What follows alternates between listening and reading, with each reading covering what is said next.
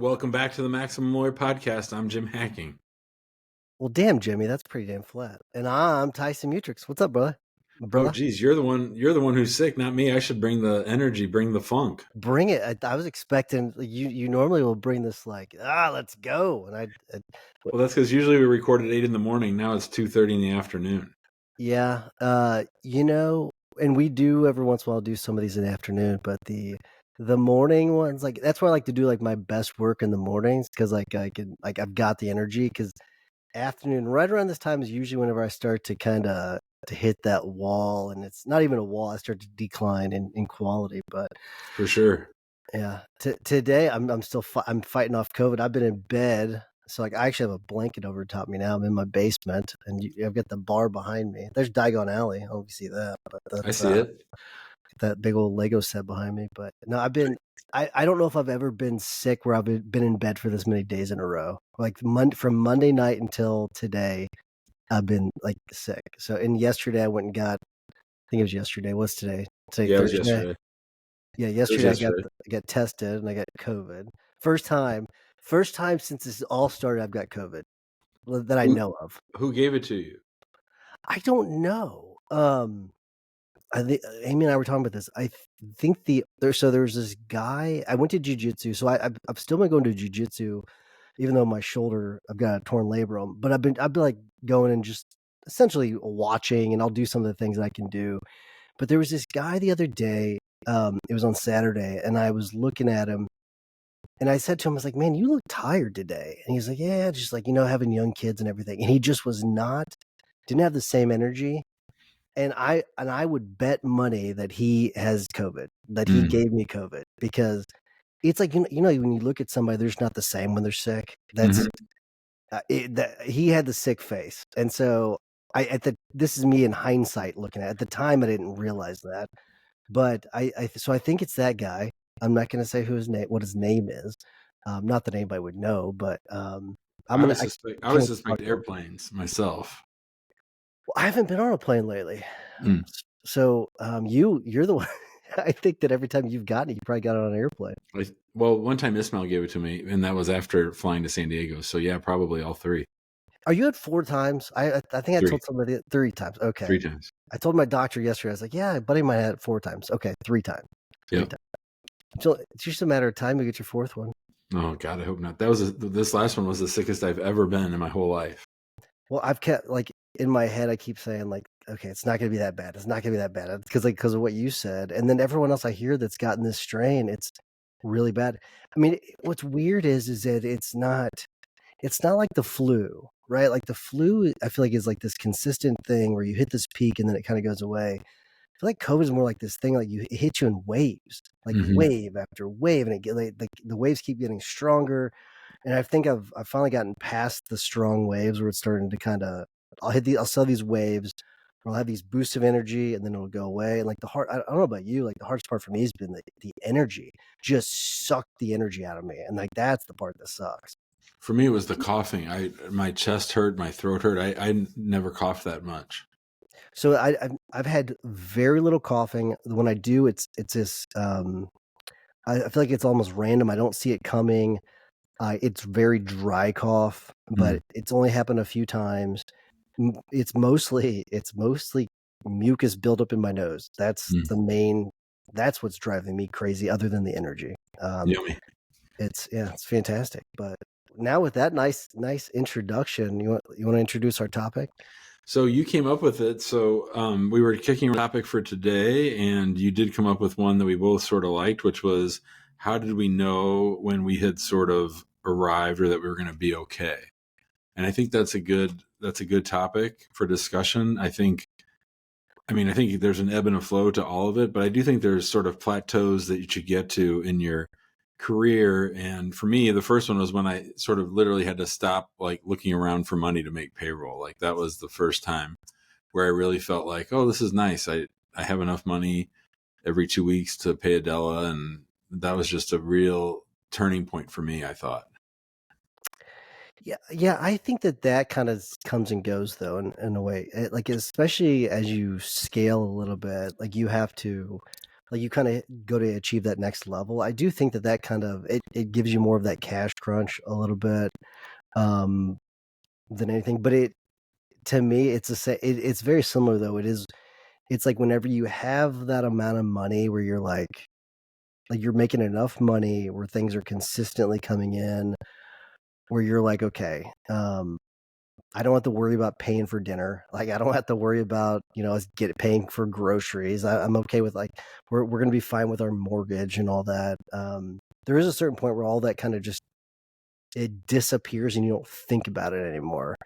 The but and kind of the reason why I wanted to talk about this too is because a lot of people right when they're about to make it, they give up. Mm. Like they say, okay, I can't do this anymore. But if you stick it out, a lot of this is it's just a matter of sticking it out. And as long as you can stick it out for long enough, you can take the heat, take the pressure. It'll turn into something good that you're going to make a really good living off of, or at least a decent living. You're going to have freedom, but it's going to be a different type of freedom than working for someone. But it's a lot of it has to do with, I think it has to do with making money. Like, what's really funny is like I'm always talking about processes and systems, and you're always talking about getting cases in. But from the beginning, the thing that I cared about the most was getting clients. Like that is because, and whenever I would go speak to classes, I would ask them what's the most important thing about practicing law, and I would get all these answers, and none of them was getting clients. Not one of it. Not one of them would say not. And I don't think ever in the history of me asking that question has a student said getting clients. It's always about, oh, you have to be ethical and you have to make sure you're doing a good job, yada yada yada. And I would say like those are all really really important things, but you can't do any of that unless you get cases, and that's what you've got to focus on is getting cases. Even if you're working for a firm, and I tell the story about Debbie Champion, the one that she told in your class about like the ones without cases are the ones that are expendable, and so um, you have to at the beginning focus on getting cases because otherwise it's going to be a really tough road to hoe. You and I had the opportunity to talk to a lawyer this week, a law firm owner who hadn't signed up any cases for 2 months, and I think it gave both of us a big kick in the butt, and we were like, "Oh, what's going on here?" Like we had to do sort of a little bit of a different analysis. Yeah, that was a. What was the feeling you had when you heard that? Well, the person didn't seem too overly worried about it. I had the sense that they had some kind of other cushion, that maybe it's cash in the bank from being out in private practice, for a big firm for a long time. Maybe they had a partner that sort of helps them through month to month. But, you know, for you and I, when we were the primary breadwinners, that would not have flown, right? That just wouldn't do it. So I think that it would have scared the crap out of me. I mean, I had a feeling of almost despair when I heard it. It was that would worry me if that happened to me or you right now, especially when we have so many employees, that'd be really bad. But if you have that, I mean, even back then, I don't know if I ever went 2 months without having a client. I mean, that would have terrified me. I remember going a few weeks without getting a client and thinking, oh man, like what am I going to do? What's going to happen if this stays the way it is? And the thing that you said, maybe you're right. I mean, maybe they do have a partner, and we didn't dig into that. Maybe we Their should hair have in wasn't on hindsight. fire. Yeah, I, I feel like maybe it should have been. Don't you? Yeah. Yeah. And actually I was talking to my son Ismail today, and he said he's sort of at a plateau, and he sort of feels like things are cooking, and he sort of wanted to do next, what to do next. And I said, go get more clients, go get more clients. That's what I said. That solves a lot of problems. It can bring its own problems, but I wanted to say something too that you often come back to, and Gary Vee often comes back to when it comes to those plateaus or those times where you feel like you've sort of arrived. And that is, a lot of it can depend on how much cash you're pulling out of the business. So I think we become so intertwined with our firms, and they become so much of our personality. And obviously they take up all of our working day and a lot of our energy and time, that we think that we can just pull out cash like an ATM, and we don't really. I think sometimes lawyers don't even have an accurate evaluation of whether their firm is working or not, profitable or not, because they're taking so much money out of it. And if they left it invested in there, like Jeff Bezos did with Amazon for decades or years and years, where, if you have to evaluate the firm on its own 2 feet, or if somebody else were evaluating it and just treated you as a salaried employee with X amount of expense, I think that that's one thing that really sort of gets in the way of people feeling like they are safe or arrived, because they haven't been very disciplined in how they keep boundaries between themselves and that money sitting in the operating account. I don't know if you've ever thought about this, but if you look at some of our peers, like if you and I wanted to, like we could really go bare bones with our operations. You're always proposing this. No, I'm not proposing it. I'm saying we could, if we wanted to, we could go really bare bones with our operations, and we could make, like, from a personal standpoint, we could make a lot of money, and we could, look like ballers and have these. We could probably pay for Ferraris and all that, like that cool stuff, right? But we've instead chosen to take a different route and make some sacrifices and not take the money out and keep it in and continue to build this thing because we have this bigger vision for it. And so there is a point where you have to make that decision. Okay, is that what you want? Do you want to build something bigger with a bigger vision, or are you comfortable with just kind of staying the way you are and just sucking that money out of the business? And there's neither way is the right way, but just know that if you were going to do it the way where you're going to suck the money out of it and just take that money for you personally, you're not going to be able to grow it. I mean, you're not going to be able to grow it the way you want to. You're going to have a really cool, awesome personal life, but I also think you can have an amazing life outside of the firm by paying yourself a good salary, taking good draws from the firm that are based on schedules and percentages and all that. But you could have both, and that you don't have to just take all that money out and use it on yourself personally, because I don't think you're going to be, at the end, you'll be as fulfilled, right? And that's just my personal opinion, but I mean, I guess maybe some people are happier with the other way, but you and I think, just chosen a different route. Well, if you are, I mean, it's sort of simple math. If you're pulling too much money out too often, that's going to hinder your ability to hire people to help you do the work. So therefore, you're going to be doing all the work, and you're really just a hamster on a wheel. You have a job but you're your own boss, right? So, but you still have a job. If you delay that gratification and keep that money around and don't take it out and use it to pay salaries of other people in whatever areas of the firm that you want or need them to be, you can really get to a point where you have lots of people doing lots of the work, so that you can do what you want to do, and you can take long vacations and you can be away from the office. But as long as you're not progressing in hiring and growing, then you're just going to be stuck in that same wheel that you've been in for ever since you opened the firm. Yeah. I read this, I think it's a post from Hermosi this week, and it was the difference between getting from 1 million to 10 million. Okay, so it was getting from 0 to 1 million was essentially having something that's like a fourth of the way built, right? So you're like, you kind of have it working, right? And then getting from 1 million to 10 million is having this thing that's half built. And then getting from 10 million to 100 million is having this thing's like, that's like 3/4 of the way built. And I thought that was an interesting way of looking at it, because it is kind of true. Like, whenever you do get to that million point, it's like, okay, I kind of have this thing that works. I'm making this money. Yeah, but you have all these other areas that need work. And then when you grow from there, like you're constantly, it's like whack-a-mole sometimes, but then sometimes you get these areas that are okay, they're running very, very, very well. And then you move on to this next thing. But like, I think it's a really interesting concept. Like, where like, if you like if and I think it's also a concept that if you with the topic that we're talking about, like, when did we know we were going to be okay?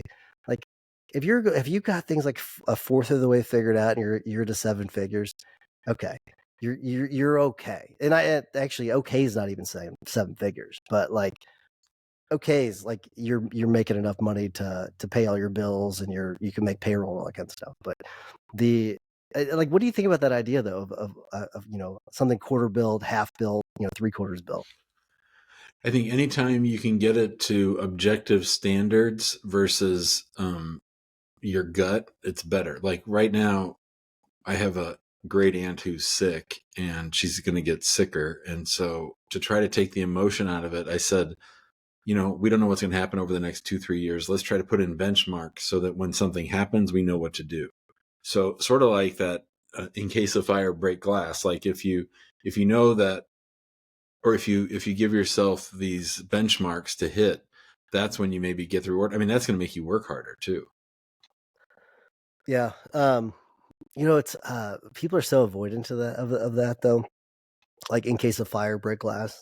Like I've assigned this task to three people, and none of them have completed the task. Where I wanted them to create a list of things that are unlikely to happen, but they could happen, and what to do in an emergency. And like they've all like gotten like some of them done, but not many of them done. I think people are so averse to actually thinking about that one, I think it's because they don't think it's going to happen, but I think part of it is that they don't want to think about it. Yeah, I'm not worried about that so much. I'm more concerned. So, like, Dean Jackson has a list of signs that he's living the life the way he wants to live. So I know I'm doing well when, right? Something like that. It Yeah, doesn't have to be break glass. It can be anything, but sort of. And I think that's where a lot of the value of Maximum Lawyer comes, is that people have seen us sort of hit those benchmarks and know. The scary thing I think is when you're in that first phase when you don't know if you're going to get somewhere, where you're going to get, and what it's going to look like, and how you'll know when you get there. there are those certain things like that you need to make sure that you're hitting. Um, like if I'm just kind of spitballing here with you as to like the things that you need to make sure that you're hitting. You got to make sure that you're generating clients, right? So you get to have like that, at least like one like referral source where you're regularly generating clients, not something where you're just randomly generating, but something where you're regularly generating clients. Got to make sure you got someone that's going to answer your phones. Make sure you're managing the cash flow.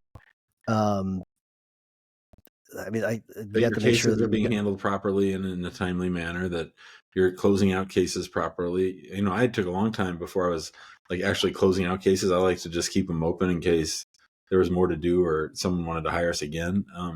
Just having good structures and systems, and I think the best benchmark of all is if you're not doing everything. When someone tells me they're doing everything, that's just a tell that they're stuck and they're control freaks. yeah, the number of cases I remember. So I was in that suite with a lot of other attorneys for a I while, remember. and the thing used to be like, how many cases do you have? How many cases do you have? And it's such a misleading and bad metric because what you just said, you might have a bunch of cases because you're not closing anything out. Mm. So you sign up a bunch of cases, and then you've got this massive caseload that's swollen, and you can't do anything with it because you've got so many of them, and you've already been paid on some of them. So especially like people that do take money up front, like they've been paid on the case, so their incentive to close it out is not great, right? Like we're like the way you do it, I think you get paid a little bit up for, I don't know, but a little bit up front. You get paid some up front and then some at the end whenever you're closing it out. So you have an incentive to close that case out. Like I have a massive incentive to close the case out because I don't get paid anything. I'm actually negative money until we get the case settled. So um but other people that you may have a great massive caseload, but that doesn't mean shit. Like that doesn't mean anything. That just means that you're not closing cases out fast enough. I think another benchmark in the scheme of things is, when can I take a day off from the office and things keep moving? And then Ooh, I when can like I take that. a week off without contacting the office? Like those are some pretty big, like, personal, like, headspace kind of benchmarks, I think. How long into starting your firm do you think that you were able to do that? Uh, Like, like whether it's a day off or a week off or whatever. Like, how long do you think it took? when I showed up at Strategic Coach, I knew that I hadn't had a free day in like 3 years. So that would have been probably 6 or 7 years ago. So that would have been 20, that would have been 10 years in. Wow. Yeah. I mean, I took vacation and stuff, but I was always checking email and talking to Adela and all that stuff. Yeah. I'm trying to think like whenever for the first time, like I could probably take a day off and not call it. But like if I'm like that's easy. Like a day off is easy. But you have to say, and things have to keep moving. Yeah, That's the that's the other part part. too. Yeah. Day off, a week off. Now a week off, it took, geez, it because I'm what 14 years in technically now. I'd say let's see, I can go back to it was before COVID. Um, probably like 19 or so, 2019, 2018. Like so it was like right before COVID, and that was tough for me at the time. So would that have been like that would have been 9 years? So like 9 years in, 8 years, 9 years. So Yeah. that's I mean, yeah, and that's one of those things where you, I don't know, like, why do you think that took so long? Why do you think we knew what we should do and shouldn't do? So why do you think it took us so long? Well, for me, I'm compulsive about signing up cases. So I always wanted to be bringing in more business because even though you hit those plateaus, you're still worried that, like you said to me just right now, man, if we didn't sign up a case for a month or two around here with the size that we're at, we'd be in big trouble. So that's something that I don't think ever goes away. Yeah, yeah, I think that's part of it too. To me, like I've always had this, and a lot of it came from my dad, Hmm. but a lot of it came from like just going to business school where they talked about the customers everything, which is interesting. Is like that is not what lawyers are taught. Lawyers are taught, or at least they have I get the impression that lawyers think that they're everything and not customers are everything. So I've always had this thought like, okay, if a client's calling in or has an email, they need to be responded to right away. And so I think that's where a lot of my compulsion comes from. It's not necessarily getting the clients in, it's taking care of the clients you have. So that part I've had to let go of quite a bit. Where like there was an email I did respond to earlier today where the client had emailed me 3 days ago whenever I was like near my sickest, and I just emailed and say, hey, I just want to let him know like I had not wasn't ignoring his email. I just said, hey, it might be a few days before I get back to you. I'm at home sick with COVID, but I'll get back to you as soon as I can. It's like one of those things that kind of gnaw at me, where like I want to make sure that a client doesn't think that they're being ignored because that could easily happen sometimes. It's all good, man. I wouldn't feel bad about that. It's all good, man. Um, it's funny about this topic. I feel like we talked very little about the topic, but I do think there's a lot of other things that are relevant to whatever you're trying to figure out if you made it or not. And I think that I think there's a lot in here that I think will benefit people a lot of you're it's work. going to a lot of it's going to depend on what you paint your goals to be, like what you dream of and what you want to have. And to me, I think early on when we started Maximum Lawyer, you and I were often saying things like, "You've got to do it like this. You've got to be like us." But to me, where I really ended up after a couple of years, maybe two or three, was where do you say you want to be? Where are you? And how can we help you bridge that gap? Or why aren't you where you want to be? Yeah. But with that, where do you say you want to be? All right, we gotta ask that question, but then we also have to dig really deep and figure out, does that really what you want? Are you just saying that because you think that that's the right thing you're supposed to be saying? Yeah. Because there's a lot of that too, where people say that they want something, they don't know why they want it.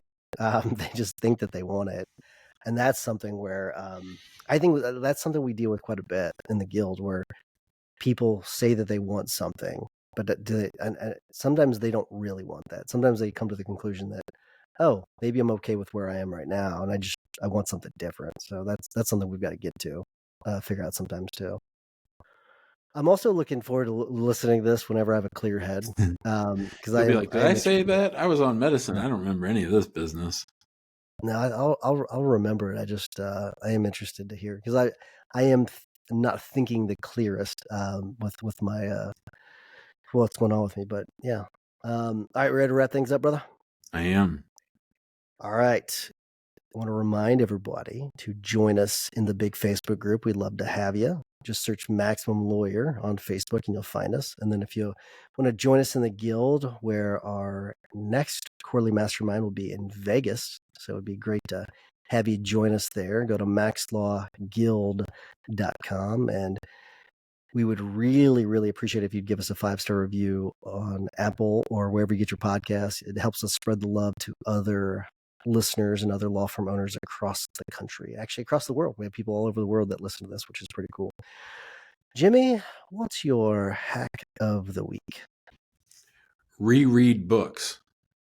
You probably don't need more books. You probably just need to reread the good ones that you have. So somebody asked on Twitter, like the other day, I was really excited about this. What are the books that you read more than once or that you read regularly? So I try to read Atomic Habits and Limitless, and maybe Traction, but definitely Limitless by Jim Quick and Atomic Habits by James Clear. And so I tweeted those out, and Jim Quick had a real nice reply. So that made my day that he took the time to reply. I think both of them are really good about just getting your mind right. And like if I'm in a slump or feeling down, those are both really good ways to get really small, incremental, practical ways to sort of turn things around.